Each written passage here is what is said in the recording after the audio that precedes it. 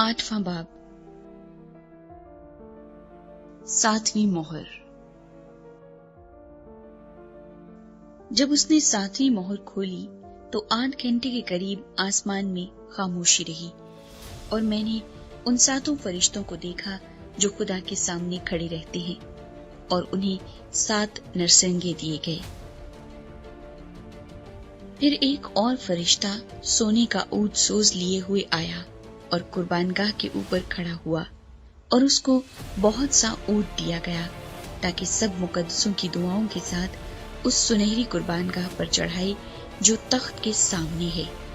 और उस ऊंट का धुआं फरिश्ते के हाथ से मुकद्दसों की दुआओं के साथ खुदा के सामने पहुंच गया और फरिश्ते ने ऊंट सोज को लेकर उसमें कुर्बानगाह की आग भरी और जमीन पर डाल दी और गरजे और आवाजें और बिजलियां पैदा हुई और भूचाल आया। नरसिंगे।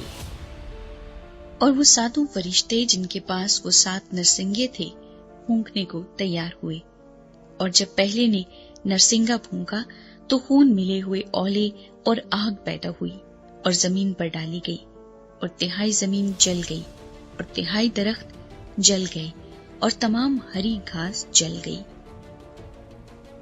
और जब दूसरे फरिश्ते ने नरसिंगा फूंका तो गोया आग से जलता हुआ एक बड़ा पहाड़ समुद्र में डाला गया और 1/3 समुद्र खून हो गया और समुद्र की 1/3 जानदार मखलूकात मर गई और 1/3 जहाज तबाह हो गए।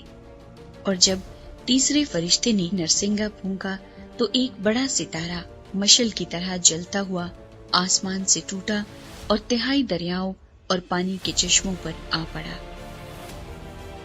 उस सितारे का नाम नागदूना कहलाता है और 1/3 पानी नागदूने की तरह कड़वा हो गया और पानी के कड़वा हो जाने से बहुत से आदमी मर गए।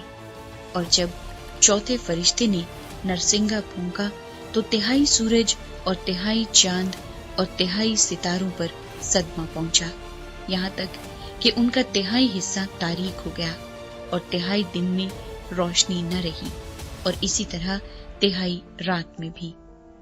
और जब मैंने फिर निगाह की तो आसमान के बीच में एक उकाब को उड़ते और बड़ी आवाज से ये कहते सुना कि उन 3 फरिश्तों के नरसिंगों की आवाजों के सबब से जिनका फूंकना अभी बाकी है, जमीन के रहने वालों पर अफसोस अफसोस अफसोस।